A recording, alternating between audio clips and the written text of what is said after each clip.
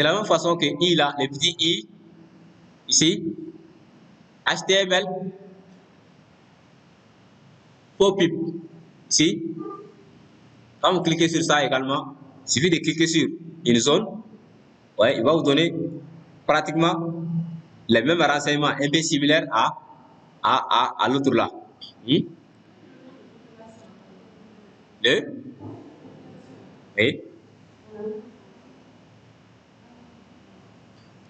Oui, ce sont les données qui sont dans les fichiers là. Ce sont les données qui sont dans ces fichiers.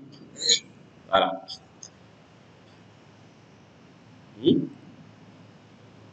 Voilà.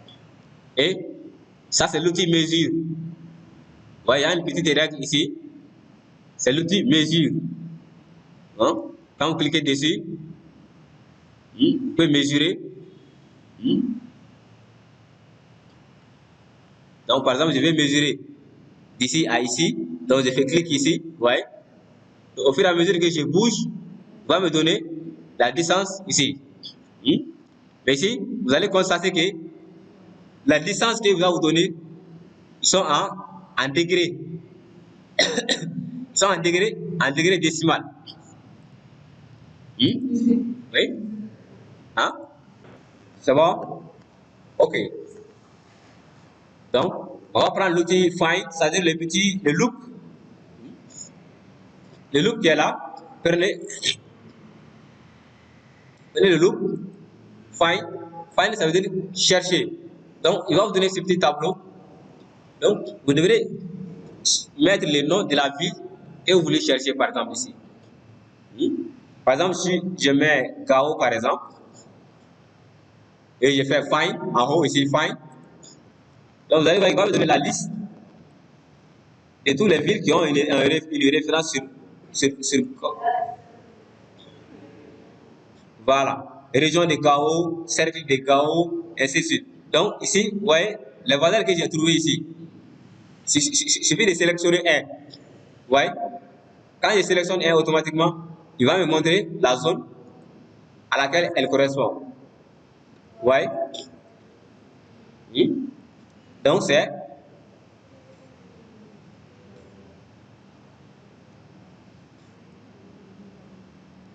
ouais. Donc, c'est quoi? Ici, il nous donne un peu les cercles de la région de Gao, ici. Et quand vous cliquez sur un, il va vous montrer l'aperçu sur cela. Donc, c'est un peu en gros les outils standards que vous aurez peut-être besoin, c'est-à-dire sélectionner, déplacer, zoomer, qu'on aura besoin voilà, à tout moment. Voilà. Il y a des outils spéciaux. Bon, quand on aura besoin de ceci, on va les utiliser comme tel que géoréférencing, editor, on va les utiliser également. Mais pour le moment, on va les laisser. Donc, pour afficher la table des attributs qui accompagne ce fichier-là, on a fait ça la dernière fois. On vient sur le nom de la couche. On va faire Open Attribute Table. Quand on fait Open Attribute Table, on va nous donner la table des attributs. Et dans cette table-là, la ligne qui est en haut ici, ça c'est les champs. Ça c'est la liste des champs qui sont là. Et les données qui sont dans les champs sont appelées des valeurs. Donc par exemple, les champs admin and nine, donc c'est dans ces champs-là, c'est le nom des régions que nous allons trouver là-bas. Donc par exemple, dans le champ cercle, avec ici, on peut se déplacer sur le tableau avec ça là ici. Hein?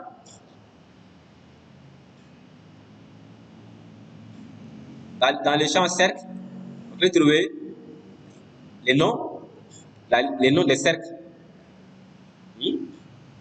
Par exemple, pour voir Donc, vous allez voir que, par exemple, si j'ai la liste des cercles ici, si je vais avoir un aperçu, c'est-à-dire, je vais voir où se trouve le cercle de 100 par exemple. J'ai 100 ici, je viens cliquer sur la ligne. Donc, je vais sélectionner la ligne dans laquelle se trouve le cercle de 100. Donc, quand je fais ça, donc, automatiquement, je vais voir que, automatiquement, au niveau de la carte, le cercle de 100 serait sélectionné. Si je désélectionne, et c'est pareil, vice versa. Je peux sélectionner aussi sur la carte. Je sélectionne, donc automatiquement, je vais voir au niveau de la table des attributs. Ça correspond à quel cercle? Ça correspond au cercle de Kurma-Raros. Donc, automatiquement, les noms, au niveau de la table des attributs, la liste serait sélectionnée également. Les deux données là travaillent ensemble de façon dynamique. Voilà. Donc, quand on sélectionne sur les graphiques, vous allez voir que son correspondant serait sélectionné au niveau de la table des attributs.